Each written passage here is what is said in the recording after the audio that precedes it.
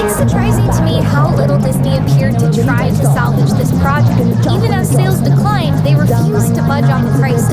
They did offer some discounts in the last 6 months of operation, but those were only for Disney Visa card holders and members of their timeshare program, and even then, it was only when booking for specific dates.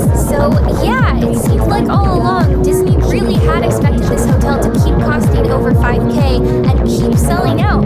An unfathomable level of hubris, in my opinion. When this didn't prove to be true, I predicted that Disney was going to stay the course for a few more years and then retool the story and kind of relaunch the experience. You know, they could reuse all the effects but set it in a new time period and have characters like Darth Vader and the Mandalorian showing up. Then the people who had already booked the first time would have incentive to come back, and they would presumably unlock a whole new demographic of people who don't care about the sequels. But nope, they decided to just throw in the towel altogether. The news of the closure was very abrupt, as in they announced it in May and it was going to happen in September. This means at the time of the announcement, there were already dates on the booking calendar and guests had already reserved spots for dates which would now be canceled. So Disney immediately froze bookings on the website. They called any guests with existing reservations beyond the closing date and offered them either refunds or the first chance to rebook. And then once all those rebookings were done, very few spots remained for any new guests looking to book a room. And obviously there was demand for that because a lot of people were kind of curious about the Star Cruiser but thought they would have forever to decide to go.